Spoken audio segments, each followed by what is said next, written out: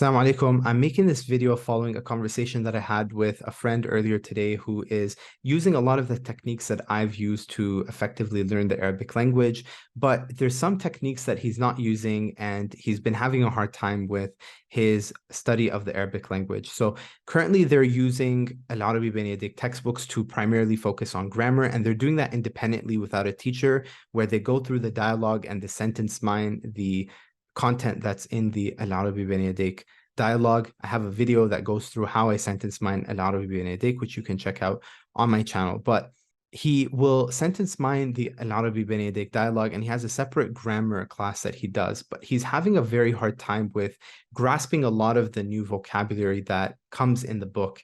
And this is especially difficult for him as part of the second book, because in the second book, there's a lot of new vocabulary. And he's finding that by the time he goes on to the next lesson, there's so many new words from the previous lesson that he didn't learn or he didn't understand, that by going on, he's just continued to have word review cards in Anki that are piling up on him, and it's definitely not an enjoyable experience for him. So I want to share with you a technique that is going to greatly enhance your ability to improve from kind of struggling as a beginner or even as an intermediate to really, really advancing or progressing to a better language learner and being able to see a lot of progress in your language learning process. And the technique that I highly recommend you use or apply is the technique of passive listening. Passive listening is a process when you listen to something while you're doing another task. So you're focused on doing something else, but it's not an activity that requires a lot of focus in the first place.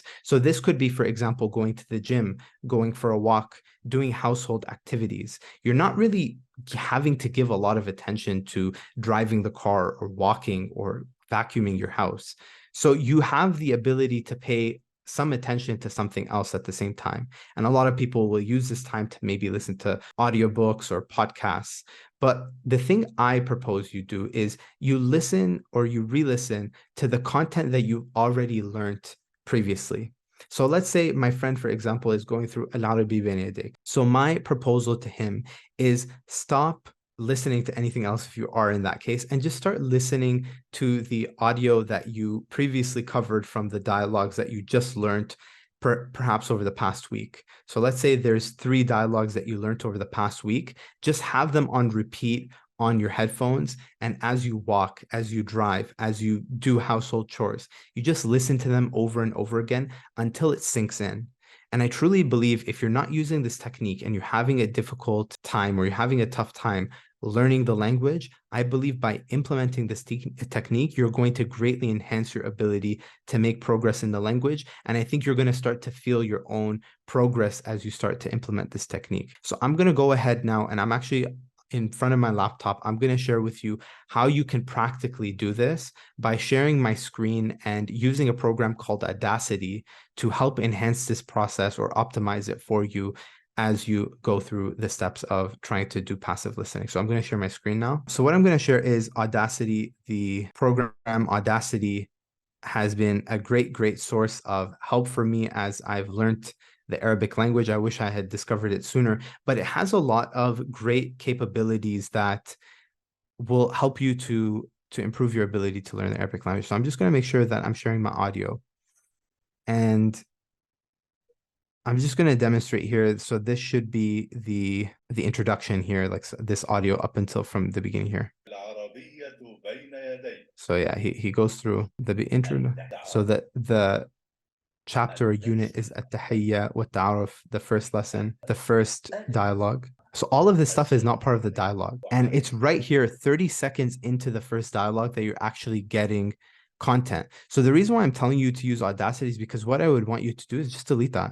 It's not even useful. And so you're going to edit the text here by getting rid of that dialogue and saving yourself 30 seconds every time you re-listen to this piece of audio here. And I think this one is going to be longer than usual because it's the first one, but in general, you don't want to waste your time with re-listening to the introduction from the lesson, like unzur wastami', look and listen. You don't need to listen to that every time. So it's كيف حالك. And the dialogue is going back and forth, but you can see that there's like longer pauses here. So the way that we're going to optimize this is the second feature that I want to share with you in Audacity is when you highlight a whole bunch of text, you can go up here and by using effects, you can go to special, go to truncate silence, and I just leave the default settings, but you can play around with it more if you want. And if I just apply this, this dialogue currently is at approximately just under, it's like 3 minutes and 20 seconds, right? If I apply this, I just shaved off an entire, like almost minute, no, more than a minute.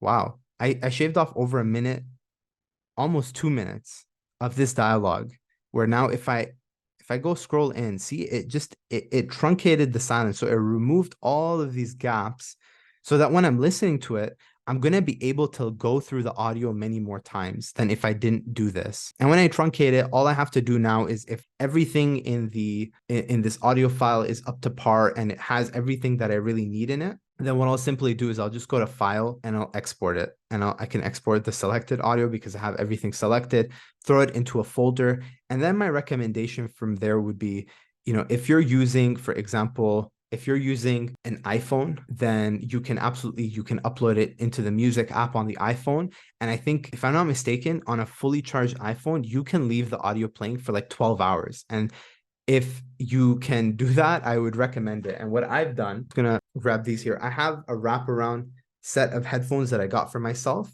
And throughout the day, I will leave these on. These also have a 12-hour battery life. So I will leave these on for 12 hours. And, I may just leave the audio playing in the background, like continuously off of my phone to these headphones.